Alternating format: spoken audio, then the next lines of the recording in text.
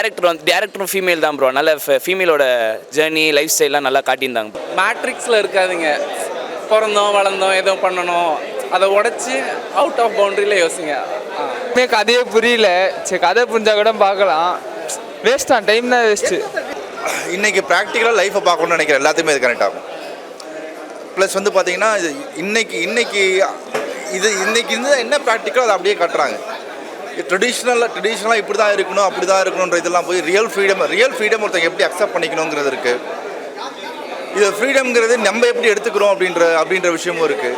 யாரும் எந்த விஷயத்தையுமே நம்ம ஜட்ஜ்மெண்டலாக பார்க்கலினா எப்படி இருக்குன்றதை நம்ம யோசிக்கலாம். இது எல்லாமே சேர்ந்தது தான். இது பொண்ணோட பாயிண்ட் ஆஃப் வியூலேருந்து ஒரு பொண்ணு பொண்ணோட பாயிண்ட் ஆஃப் வியூலேருந்து லைஃப் எப்படி பார்க்கணும் அப்படின்றது அழகாக ஒரு பொண்ணோட பாயிண்ட் ஆஃப் வியூலேருந்து ஒரு விஷயத்த சொல்கிறாங்க. இது நம்ம இதுதான் சரி இதுதான் தப்புன்ற பாயிண்டில் மட்டுமே நம்ம பேசுகிறோம். அது எதுவுமே இல்லாமல் இந்த படத்தை பார்த்தா இந்த படம் நல்ல படம் தான். இந்த படத்தை பார்க்குறது ஒன்று, பார்க்காதது ஒன்று தான். இந்த படத்தை வேஸ்ட்டாக ஒன்றுமே கதையே புரியல. சரி, கதை புரிஞ்சா கூட பார்க்கலாம். வேஸ்ட் தான், டைம் தான் வேஸ்ட்டு ப்ரோ. படமே டிசப்பாயின் தான் ப்ரோ. என்ன கண்டென்ட்டே புரியல. ஏதோ வருது திடீர்னு, ஒரு லைனாகவே வரல, ஆர்டராக வர்ற மாதிரி இல்லை ப்ரோ. ப்ரோ அது வேற மாதிரி இருக்குது ப்ரோ. இது அந்த மாரி இல்லை ப்ரோ. அது அந்த மாதிரிலாம் சொல்ல ப்ரோ. அது கான்செப்டே புரியல ப்ரோ. இன்னும் கொஞ்சம் நல்லா இருக்குன்னா நல்லாயிருக்கும் ப்ரோ. ஆனால் ஃப்ரீடமாக இருக்கணும்னு சொல்லிட்டு கேர்ள்ஸ் ஃப்ரீடமாக இருக்கணும்னு சொல்லிட்டு சொல்ல வராங்க. நல்லா தான் இருந்துச்சு. அதான் மாடர்ன் கேர்ள்ஸ் அந்தமாரி இப்போ இந்த ஜென்ரேஷன் இருக்கிற கேர்ள்ஸுக்கே அது செட் ஆகும். அதை சொல்ல வராங்க. அந்த மாதிரி தான். அதான் இந்த ஜென்ரேஷனுக்கு ஏற்ற படம் மாதிரி இருந்துச்சு. அதான் வர ஜென்ரேஷன் இப்படி தான் இருக்குன்ற மாதிரி சொல்கிறாங்க. இந்த ஏஜில் இருக்கிறவங்க தான் பார்க்கணும். ஒரு 19 to அந்த 20 அந்த ஏஜில் இருக்கும். காலேஜ் போகிற கேர்ள்ஸ் பார்க்கலாம். வீட்டுக்கு தெரியாது. ஓகே தான் ப்ரோ. ரியாலிட்டி இருக்குது, அவ்வளோதான்.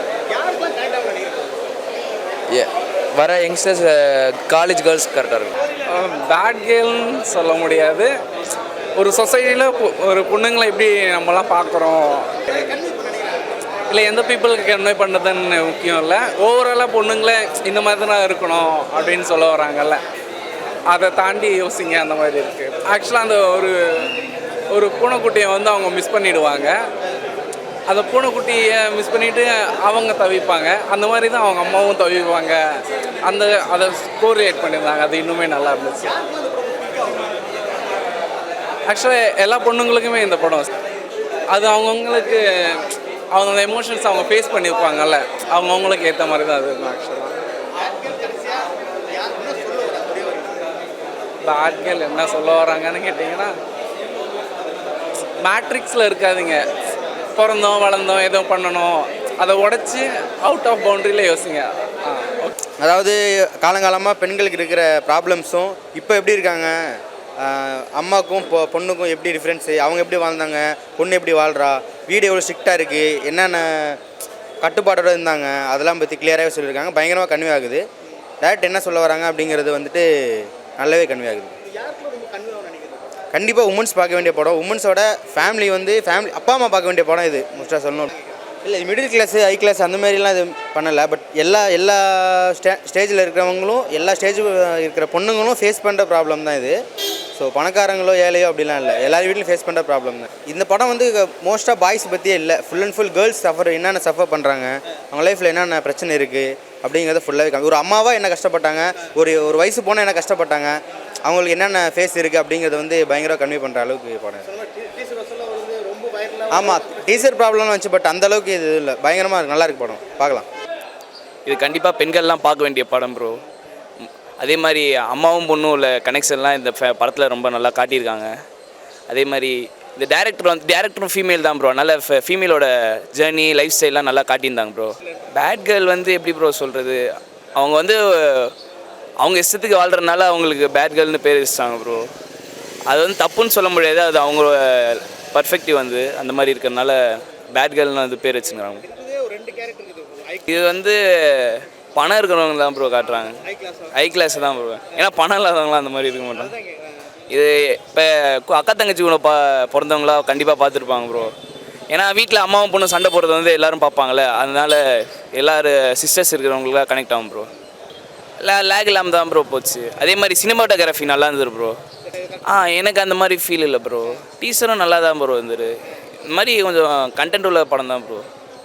ஒரு இண்டிபெண்டன்ட் உமன் எப்படி இருக்கணுமோ அப்படி தானே சொல்ல வராங்க. அவங்க எப்படி கல்ச்சர்லாம் நமக்கு வந்து நார்த்தில் பார்த்துருக்கோம். நம்ம ஆல்மோஸ்ட் இந்த கல்ச்சர் நார்த்தில் வந்து அதிகமாக ஒரு தமிழ் சோனில் ஒரு சவுத் இந்தியனில் பார்க்க என்ன ஒரு ஃபீல் நம்மளுக்கு வருது.